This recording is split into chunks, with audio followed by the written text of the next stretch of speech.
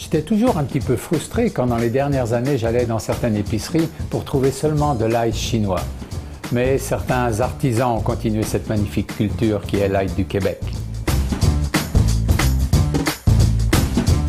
L'ail peut être utilisé parcimonieusement à travers beaucoup de plats, mais il y a des plats seulement avec de l'ail. L'aioli par exemple, une genre de mayonnaise qu'on part avec une purée de pommes de terre. Voici les ingrédients.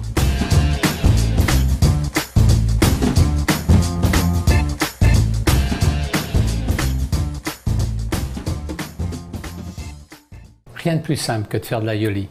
Dans un premier temps, avoir du bon ail, et on a compris que celui du Québec est le meilleur. L'aioli, c'est un peu comme la mayonnaise, à la différence près qu'on part avec une pomme de terre. Une pomme de terre cuite, à l'eau bouillante, salée, qu'on va éplucher et qu'on va amener en purée.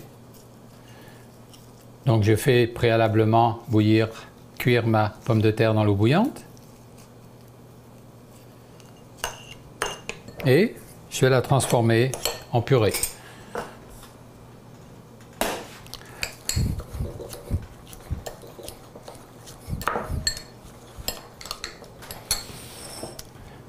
Je mets la purée dans un bol. L'ail haché.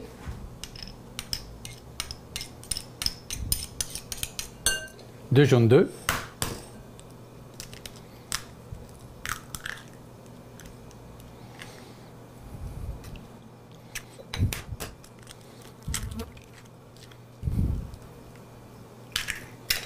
Pommes de terre, l'ail, le jaune d'œuf, du sel et du poivre. Et avec un fouet, on va monter comme une mayonnaise, une émulsion. Deux huiles. Je prends deux huiles pour éviter d'avoir si j'utilisais seulement d'huile d'olive, d'avoir un goût trop fort ou trop enveloppant, on va dire. J'ai choisi comme deuxième d'huile et on va les mettre à part égale une huile de pépins de raisin.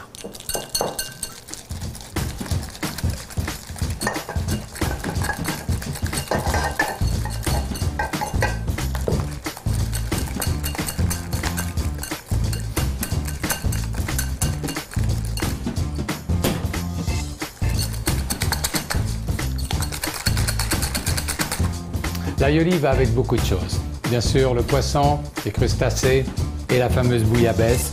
Mais si vous avez pas loin quelques crudités, ça peut faire particulièrement la job.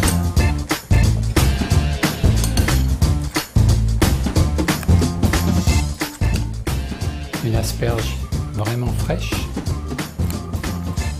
Bon appétit!